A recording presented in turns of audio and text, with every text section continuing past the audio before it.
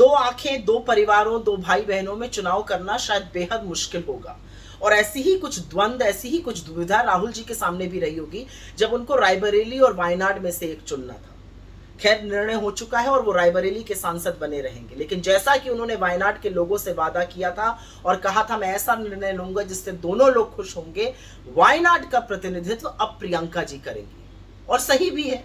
अगर परिवार बोला है तो परिवार को तो परिवार के सदस्य के हवाले ही किया जाता है। कौन नहीं जानता प्रियंका जी की नेतृत्व की क्षमता को और लोगों के प्रति उनके अपार स्नेह को। तो वायनाड को तो सबसे पहले बहुत बहुत बधाई हो।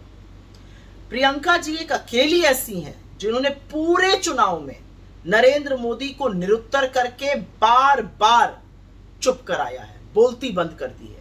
चाहे वो मंगलसूत्र जैसी बात हो, या भैंस ले जाने जैसी बेसिर पैर की बातें हो, या मुजरा जैसा अपशब्द हो, अपनी दो टूक वक्तव्यों से, भाषणों से पूरे संयम, पूरी मर्यादा, पूरी गरिमा के साथ नरेंद्र मोदी की जो रची गढ़ी छवि थी उसको बेरंग कर दिया है। मैंने प्रियंका जी को बड़े करीब से लड़ते हुए देखा और क्या कमाल का लड़ती हैं। वो पूरी शिद्दत से लड़ती हैं, बेहद मेहनती हैं, बेहद जुझारू हैं और सबसे ज्यादा बेहद निर्भीक हैं। अन्याय के खिलाफ डटकर खड़ी हो जाती हैं और लड़ाई को अपने अंतिम पड़ाव तक लेकर जाती हैं।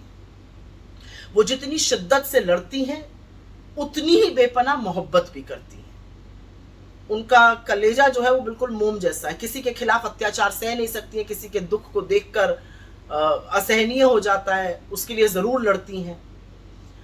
बेहद समर्पित माँ हैं, पत्नी हैं, बहन हैं, बेटी हैं, अपनी जिम्मेदारियों का पूरी तरह निर्वाह करती हैं। और सबसे बड़ी बात यह है कि बड़े बड़े मुद्दों पर पकड़ रखती हैं, लेकिन उतनी ही तल्लीनता से छोटी छोटी बातों का भी ख्याल रखती हैं और ये उनको बेहद खास बनाता है।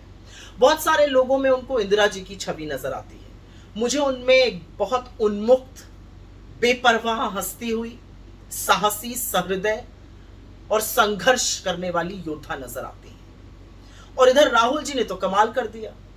जो 5 पीढ़ियों का संबंध था उत्तर प्रदेश से वो और प्रगाढ़ हो गया। प्रयागराज से जो जड़ें निकली थी वो अब सिर्फ रायबरेली, अमेठी नहीं, पूरे उत्तर प्रदेश में फैल चुकी हैं।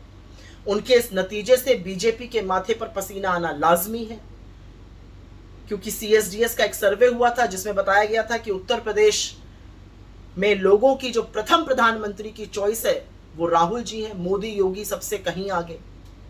उनके इस निर्णय का दूरगामी परिणाम होने वाला है। जो 10 विधानसभा के उपचुनाव होंगे उसकी जीत की जो शुरुआत होगी वो 2027 की आंधी में बदलेगी।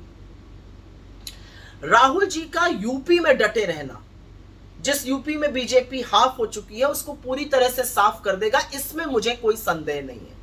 लेकिन जरा एक बार सोचिए कि सदन में बीजेपी राहुल जी से पार नहीं पा रही थी, उनका कुछ नहीं कर सकती थी, समझ में नहीं आ रहा था क्या करें। और अब वहां पर प्रियंका जी भी होंगी और वहां पर इंडिया गठबंधन के और तमाम प्रबल नेता होंगे। तो कुर्सी की पेटी बांध लीजिए, क्योंकि सदन का तापमान तो बढ़ने वाला है।